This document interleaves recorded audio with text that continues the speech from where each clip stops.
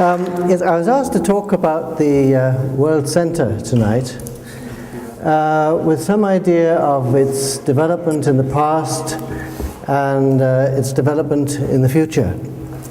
So we'll see how the time goes and see how we can cover the subject.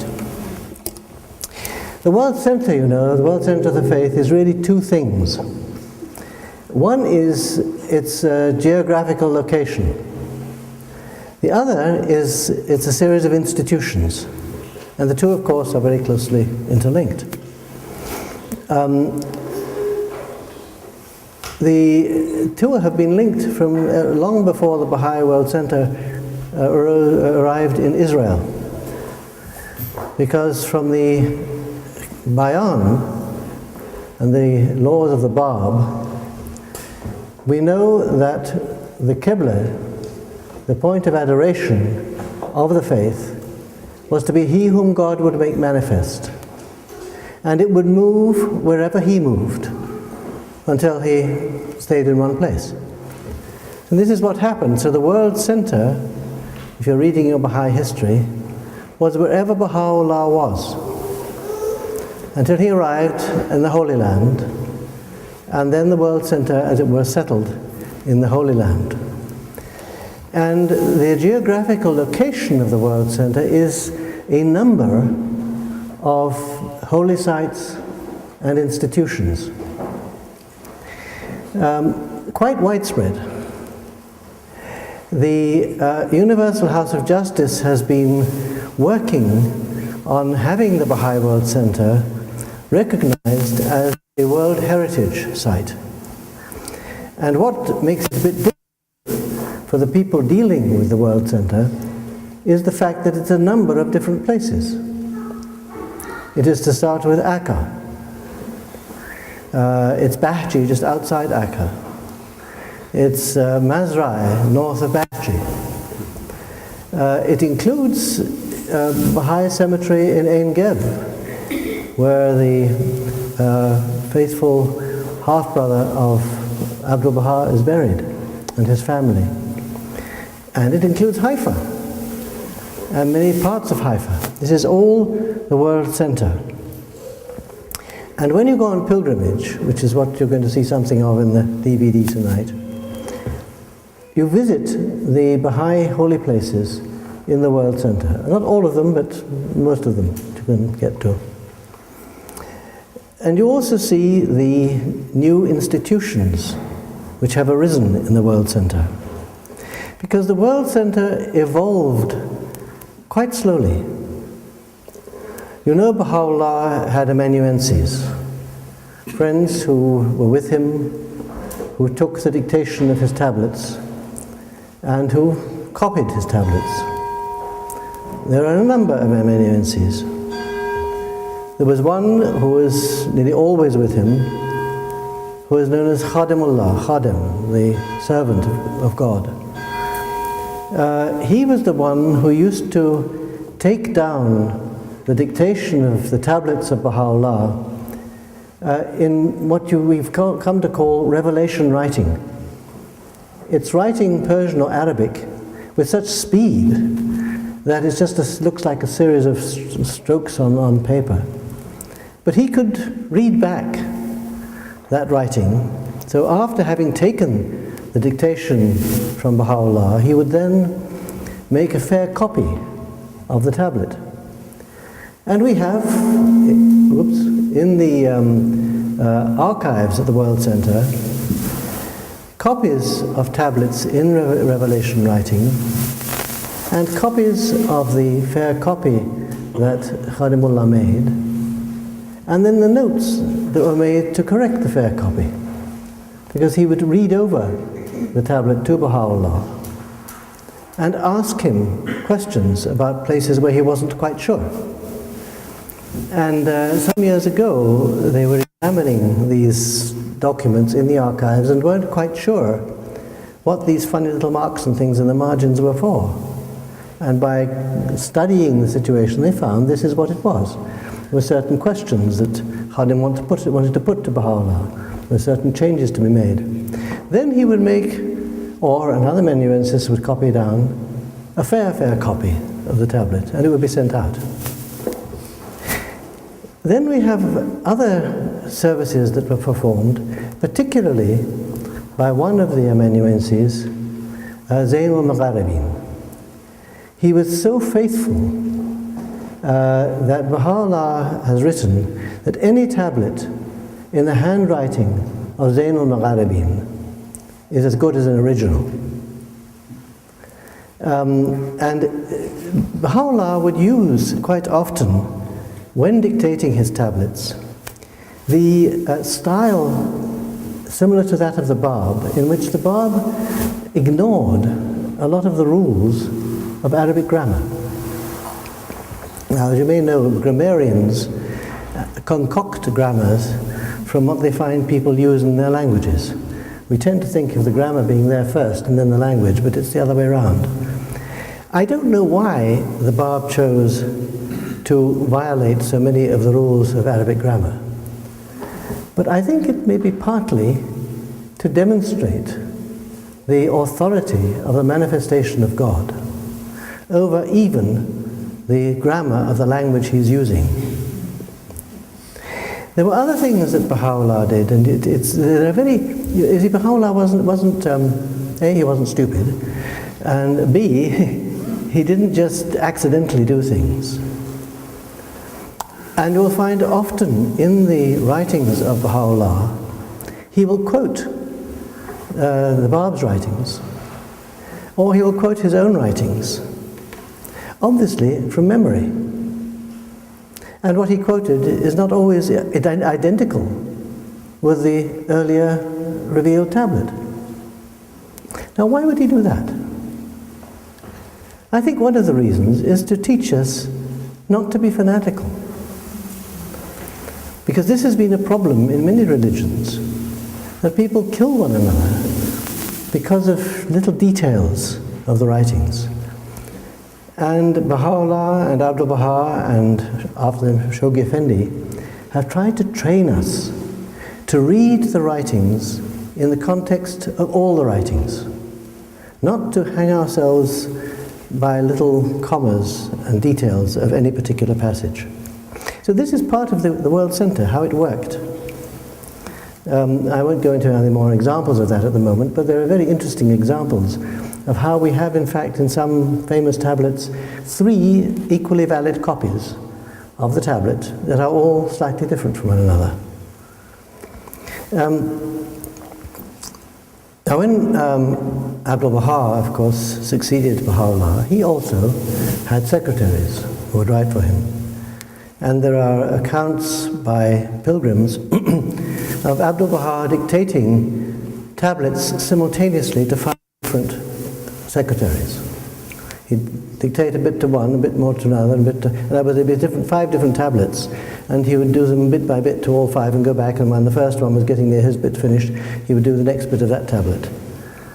And it gives you a little idea of the volume of the writing that had to be undertaken by, in this case, Abdul Baha.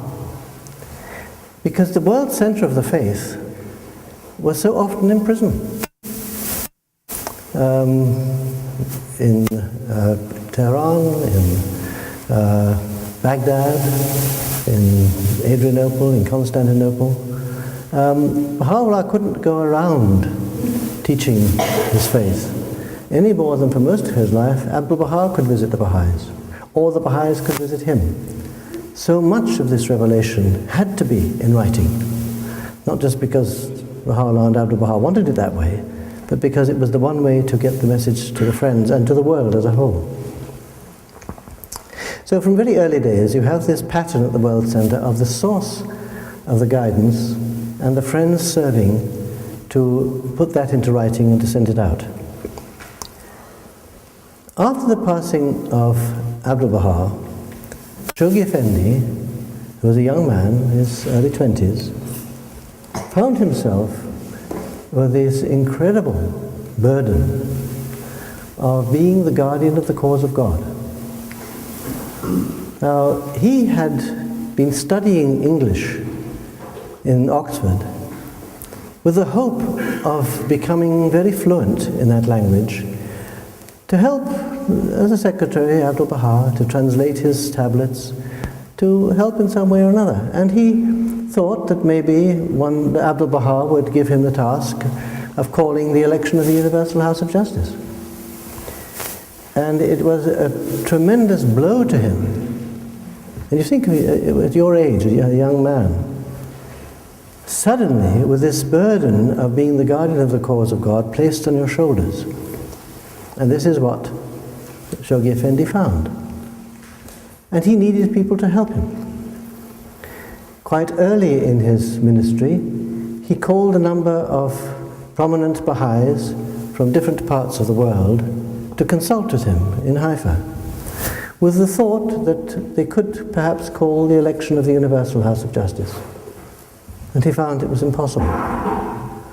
The friends weren't mature enough, and it needed a basis. You can't just get it out of the air. So he then began to build the whole administrative order from the basis upwards. It had already been started, of course, with Baha'u'llah and Abdul Baha, but this whole structure was being built up. So when you look back at the life of Shoghi Effendi, you find that those 36 years he labored to achieve a number of aims. Now, I don't think he had these as aims at the beginning. In fact, we know he didn't. Because Leroy Iwas once was talking with the Guardian. Leroy Iwas is one of the hands of the cause who served in Haifa. And the Guardian said, Leroy, do you think that when I began to write to the friends, building the administrative order, I had this whole thing laid out like a pattern before me, and then I gradually applied it? And Leroy said, well, frankly, Shoghi Effendi, yes, I did think that. He said, it's not true. Abdul Baha had said I would be guided, and I trusted to Abdul Baha to follow what I felt to be right. And stage by stage, as decisions had to be made, I made them. And that was how the whole administrative order was built up. So during his ministry, he built up the administrative order to the point that where he appointed the International Baha'i Council and laid down how this should be evolved into the Universal House of Justice. To the point where he appointed hands of the cause of God, when he gave them auxiliary boards, when he had the national and local spiritual assemblies functioning well, and when he'd given the whole Baha'i world a 10-year plan. So everything that had to be carried forward, he'd got moving. And then, to the horror of the Baha'is at the time, I remember it well, he died in the middle of the 10-year crusade in 1957. A young man, I think 61. And then the World Center had to undergo a tremendous transformation. The hands of the cause of God found themselves in charge of the work of the cause without the guarantee of divine guidance. This, I think, was their tremendous burden of having to guide the cause without being sure that they were right. And it was a colossal burden. And they achieved it by steadfastly pursuing the goals the Guardian had set for the 10-year crusade and being sure not to change a thing. In Baha'i, for example, there are the rooms furnished and there are bits of bowls, Japanese bowls and other things on various tables. And the hands were sure that nothing was changed. If there was a bowl on the table in that corner, someone thought it looked much nicer if it was over here. No. You put it back there. That's where the Guardian had it, or where it was last when he passed away. Changed nothing. So they, as it were, froze the development of the World Center for those 6 years, from 1957 to 1963. They kept the cause going, but they had to hold things steadily. And they passed the cause on to the Universal House of Justice, unviolated, unchanged, with its 10-year crusade completed. One of the hands of the cause, as we know, broke the covenant. That didn't upset things either.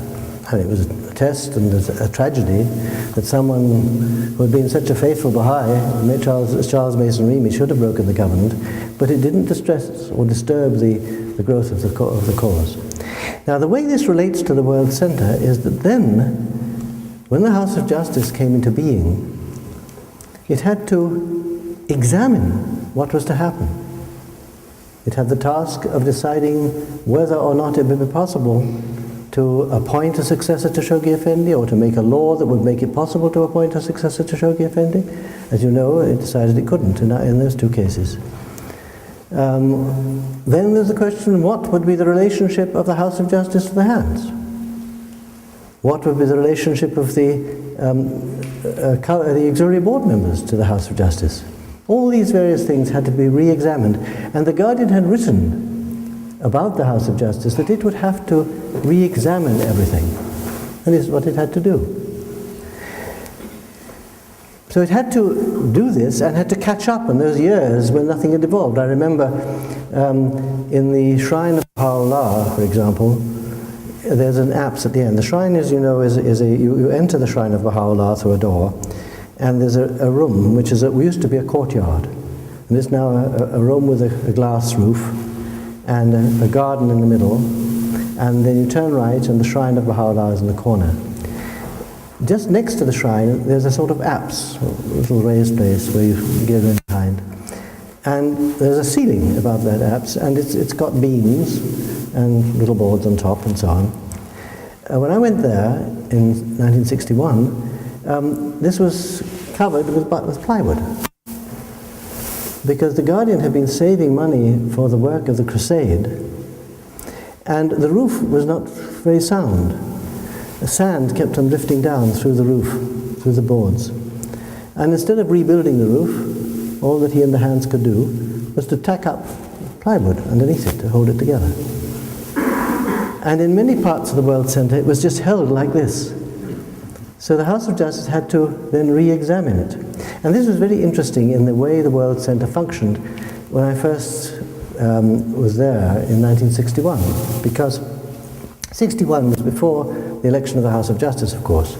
It was the time when the International Council had to be elected. When the Guardian appointed the International Council, which was a group of friends to assist him in his work, he said it should, in due course, become an elected body, and then eventually effloresce into the Universal House of Justice. So in 61, it was elected, and it had 9 members. And the hands continued the practice of the Guardian to have the International Council help them in their work in relation to the authorities, in looking after the buildings and so on. And so the council had all sorts of jobs. And I think it was either in those early days of the council, or more likely just after the House of Justice was elected. I remember one day there was an SOS from the Pilgrim House that the roof was leaking. And then there was very few staff at the World Centre. There were the house members and their wives and the hands of the cause and their families, and some custodians of holy places. So when the roof leaked, a member of the House of Justice had to go up to the Pilgrim House and climb up in the loft and examine the roof, and notice that in fact all the tiles needed replacing. So the next summer we had to replace the tiles on the roof of the Shrine of Baha'u'llah, Shrine of Abdul Baha, sorry, it wasn't the Shrine of Abdul, this was the Pilgrim House in this case. Later also we had to change the roof of the Shrine of Baha'u'llah. But for quite some time the World Centre was, as it were, doing repairs and maintenance. And it's a very wonderful experience to do this sort of work on a holy place. Because a holy place is not just an ordinary building. And the House of Justice always had to, as the Guardian had before, to train the friends who were doing this work not to improve things. If a window in a holy place is slightly cockeyed, and that's the way it was, when you have to put a new frame in, you put in a slightly cockeyed new frame. That's how it was in the time of Baha'u'llah.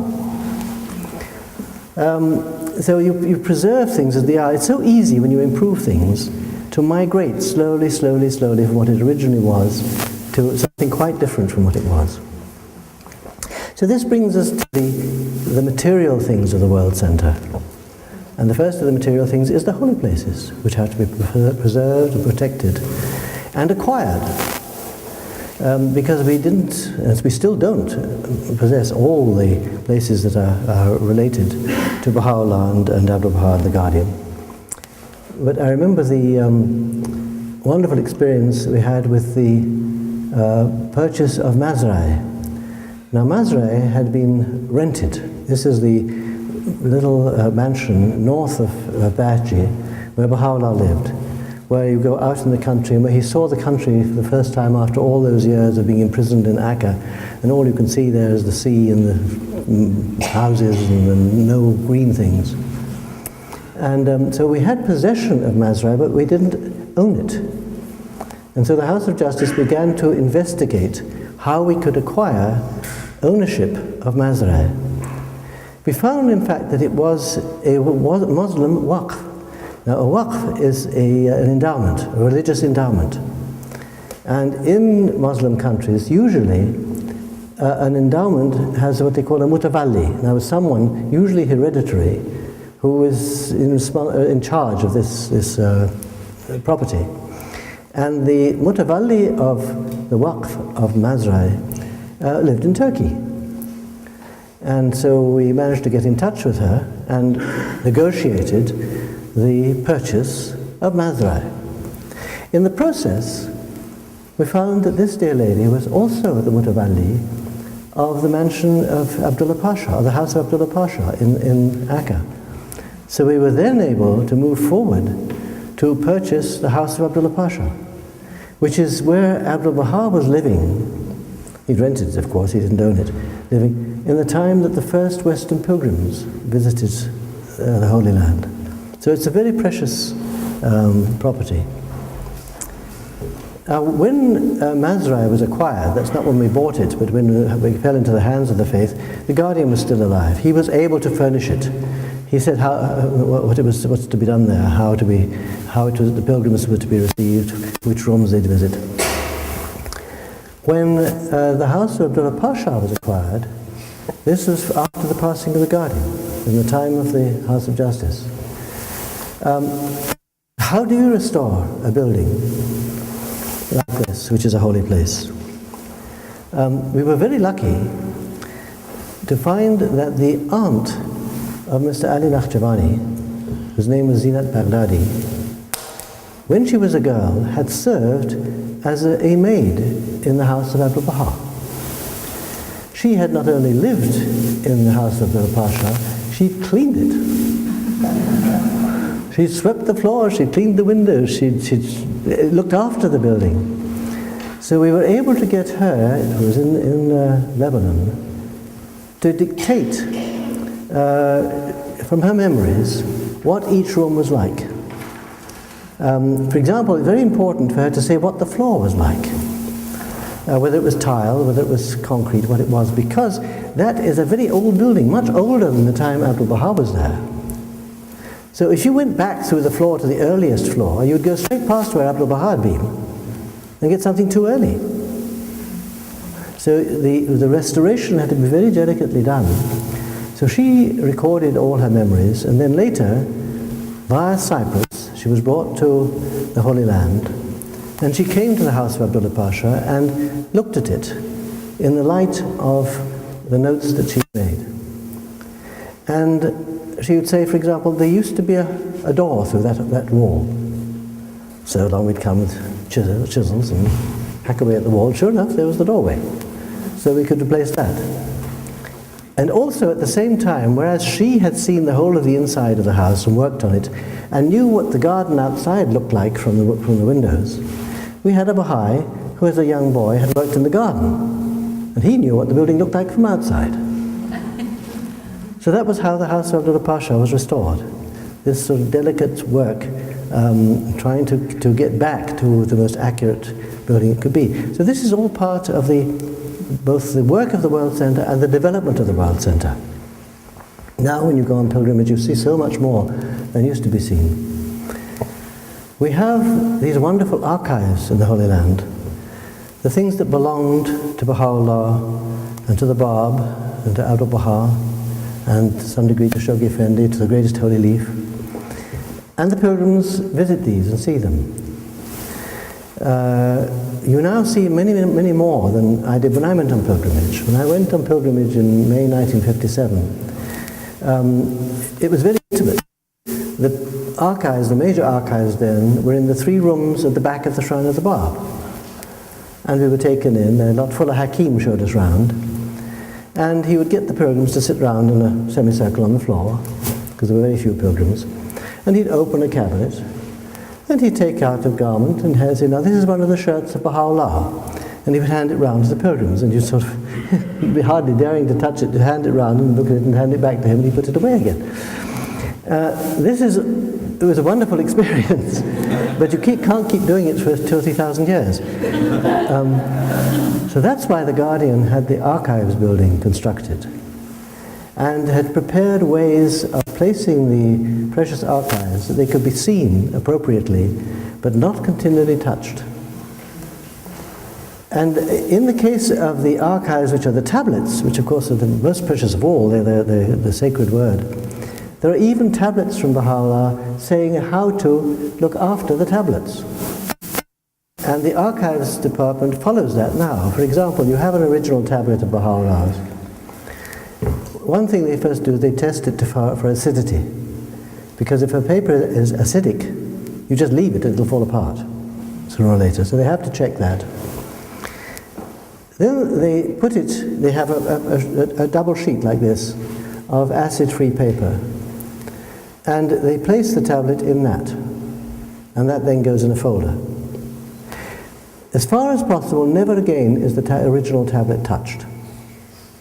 If the archives wants to look at it, they take it out, and they open the folder and read the tablet. Now, if it's written on both sides, you don't pick the tablet up and turn it over.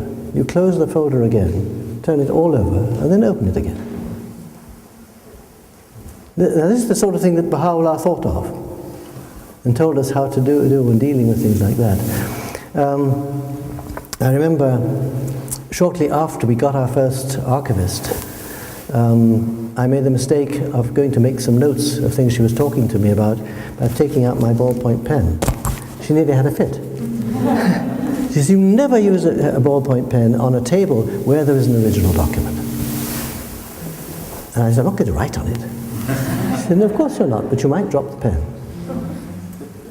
So only a pencil goes anywhere near the table where you have an original document. Now these are things that the friends at the World Centre learn. And they're very important. So there's a great discipline to serving at the World Centre of learning from the people who have skills, who have been brought there to do this sort of work.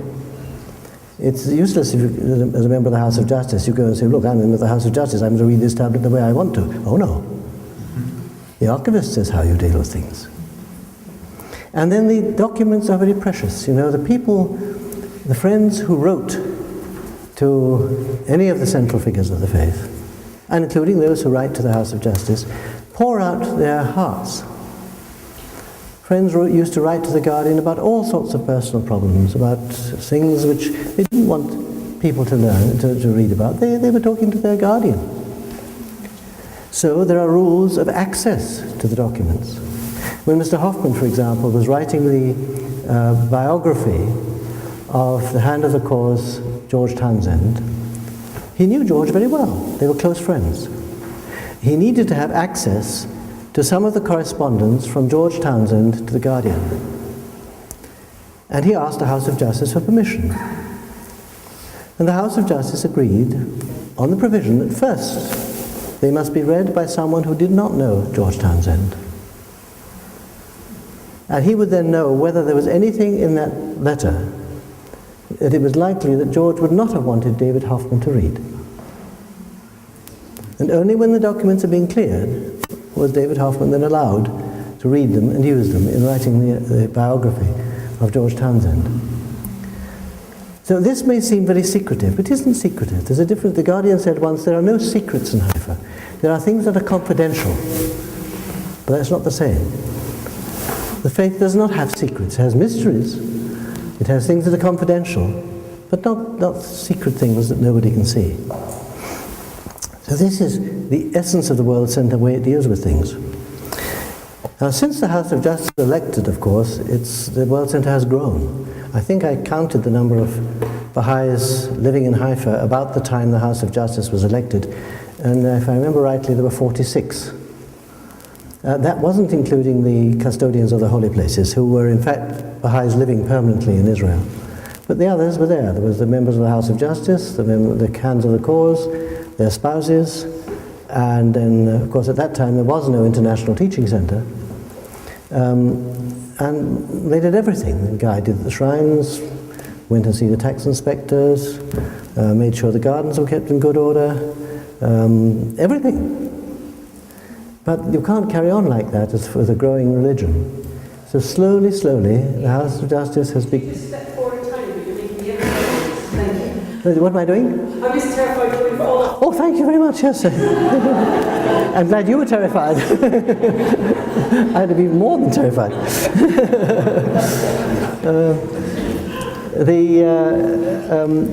The friends had to come from all over the world to be brought to serve in the World Centre. And gradually, the House of Justice has support friends now, and as now you know, there must be about 700 Baha'is serving there. There are some who are there for a long time, some for 2.5 years, or something in between, and many youths who go for a year or 18 months. And it is a wonderful thing for the life of the World Centre to have these friends going there. And it's part of the development of the nature of the World Centre, that we have in fact a living, functioning Baha'i community of some 700 people at the World Centre. I think it's a sign of the bounty of God that with all this, the House of Justice has been totally spared the problem of covenant breaking at the World Centre. When you think of what the Guardian had to work with all his life, being continually frustrated and criticized and troubled by disloyalty among those who are closest to him. And this, the House of Justice has been spared. Maybe the time is going to come when the House of Justice will have to face that sort of problem. I pray not. Maybe the faith's grown past that stage. But there are problems at the World Centre, as you know now. We just had 171 pilgrims, the first time that I know of where they've been on pilgrimage while Haifa has been showered with rockets. It was a quite unique pilgrimage. And this is a thing we have to expect also, that the World Centre can often be in danger. We pray hard, we do what we can to protect it, but there's a limit. The House of Justice building was being constructed. The question was, should we have a vast, great, deep, atom-proof air raid shelter? It's impossible. You can't, there are things you can't guard against. You do all you can that's reasonable. And then God has to look after the rest. And he does a pretty good job, actually. But every now and again, we lose things. I mean, in Iran, we've lost the House of the Bab. It's not the first time, though, it's been destroyed. And the House of Justice has exact details of the plans of the House of the Bab and the surrounding buildings. And it can reconstruct that any time we have access to that site. They won't be the same bricks and mortar as the old building, but it can reconstruct the House of the Bab. And this is what the Guardian said about the World Centre. Well, if it gets bombed, we build it again. And the faith is quite indestructible in many ways. You think of the Kitabia Iran, for example. Not only do we have the original tablet, but say that was destroyed. The Kitab Iran has been published in the original in hundreds of thousands of copies. It's been translated into languages beyond belief. How can that ever be lost? Absolutely impossible. So with much of our scriptures, even if many of the writings were lost. Remember Baha'u'llah himself, when he was in Baghdad, concluded that some of the things he'd revealed could not be shared with mankind, and he washed them out in the river. So we have a tremendous treasure in these tablets. But there's I think, a warning to mankind in general that the world against which we are warned is anything which divides us from God. Anything which divides us from God. And if we are faithful and follow God, we can have the other things. If we are not, then we lose the other things. I think this is what's happening, for example, to many of the churches in Christendom. We have these beautiful buildings here. We have the magnificent cathedrals around the world. And I was reading an article recently about Germany, where the number of churches that are being pulled down are just destroyed or sold as blocks of flats is tremendous, and they're now building new mosques in Germany. You see?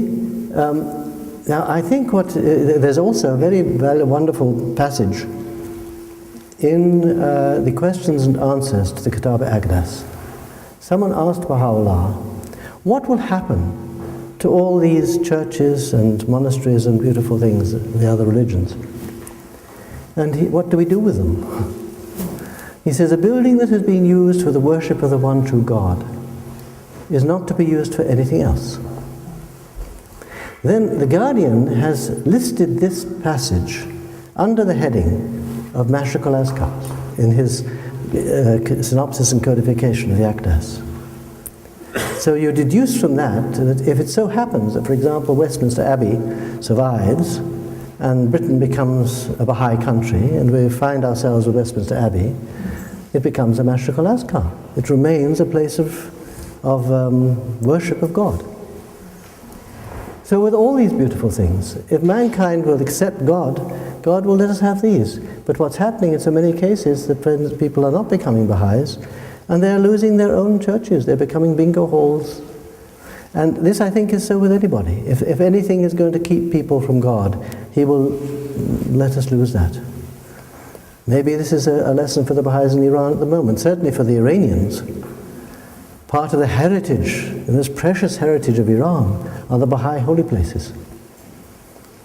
So in future, Iranians will remember that at this period in our history, our government seized and destroyed these holy places. Some of them, fortunately, thank God, most of them survive. But rather than let the Iranians lose the faith, God will let them lose the Baha'i holy places. So this we have to remember in everything we do, that however precious a thing is, if it becomes a barrier between us and God, God will take it away for our own good sakes. So the future of the World Centre is, I think, going to proceed much as it's been developing now. In other words, as the work requires development, the institutions to carry out that work are brought into being and made to operate by the Universal House of Justice. I can't see exactly what they'll be, because we never know how the faith is going to develop. I don't think we could have foreseen that after the passing of the Guardian, the House of Justice would solve the problem of there not being any more hands by creating the institution of the councillors. But it did, and they're functioning. And this whole arm of the administrative order for the protection and propagation of the faith is humming throughout the world. And we're learning slowly how to use it in relation to the elected institutions. We are learning how to function a world government so that we can show mankind how it should be done. And there are many, many areas in our work that we're doing this. The Baha'i community, you may say, is a living experiment where we are putting things to the test and showing that they work. And the same is true of the World Centre. That to have one point in the world which is divinely guided, which can keep the whole ship on its course, without, as it were, in detail directing every single thing in the world. The communities have their own degree of independence, is a marvelous example for mankind. The Guardian said, I remember when I was on pilgrimage, I think it was Hand of the Cause, Hermann Grossman asked the Guardian, a question. He said the Guardian had said that in essentials we must be uniform. In all secondary matters we should be diverse. So he said, well, what are the essentials? For example, in the question of functioning of assemblies. He says, the essentials are in the Constitution of the National Assembly. The Declaration of Trust and Bylaws are the essential things that must be the same for all national assemblies. Other things are secondary. So you find, for example, one country differs from another in what happens if a delegate moves away from the place they live between the time they're elected and the time of the International Convention. Different national assemblies have different solutions to that. Okay, that's nice. And there are many things like that. We're going to learn how to operate among one another and among our different countries with a degree of rigidity or formality, universality in essentials, but a great deal of diversity in secondary matters. Now that's, I've spoken longer than I ought to have, sorry. Do we still have any time for little questions? Yeah, David? Okay. Does anyone have any questions you want to ask? Yes, please. I wondered what contingency plans the House of Justice has if, for example, communication is cut off from the World Centre. Another question which I didn't know the answer to is, if God forbid anything happened to the House of Justice, who arranges for an election? Okay. I'll take it back to front.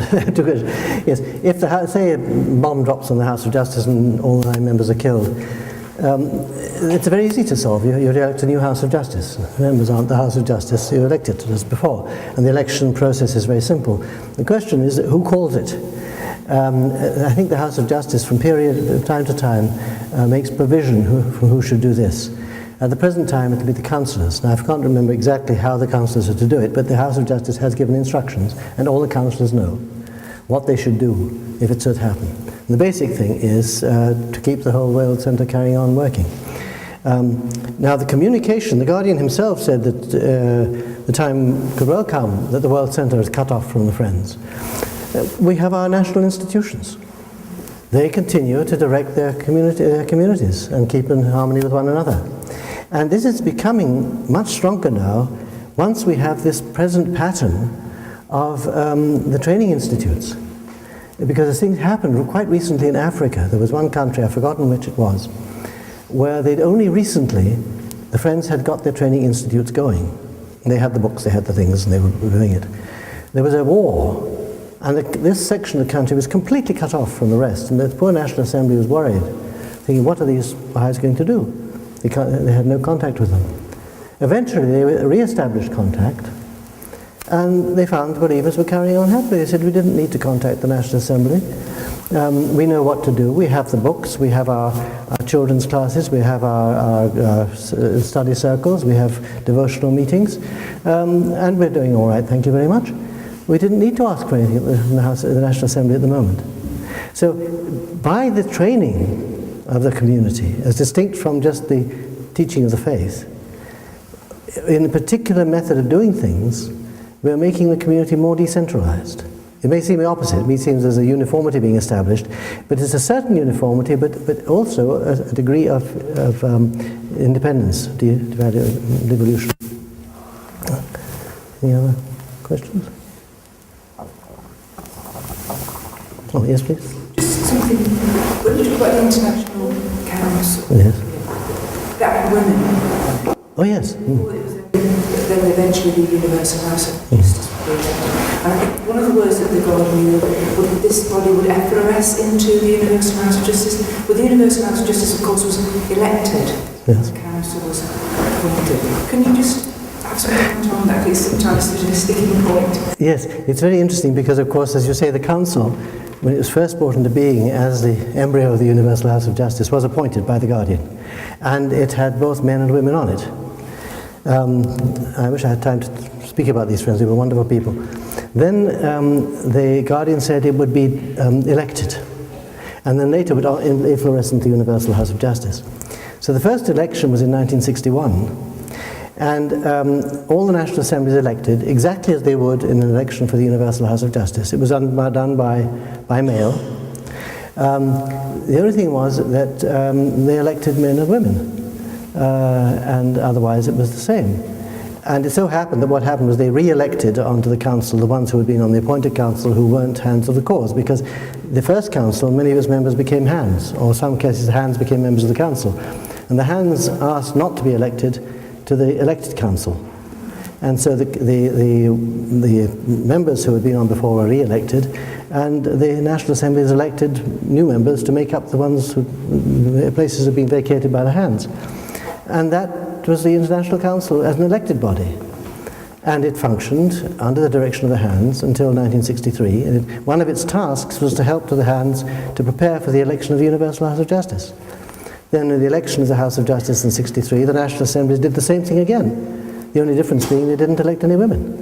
And that body was then the Universal House of Justice. Yeah. Well, perhaps it's... Have you all done it? That's right. Oh, one more. Okay, one more. There have been some claims that the voting process for the House Justice and also for the National Spiritual Assemblies isn't... Sorry, I can't quite understand. Can you speak louder?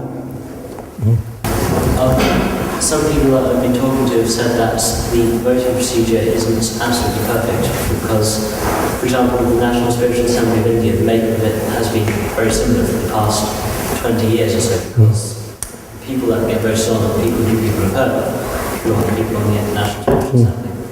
What's reply perhaps to these accusations? Yes.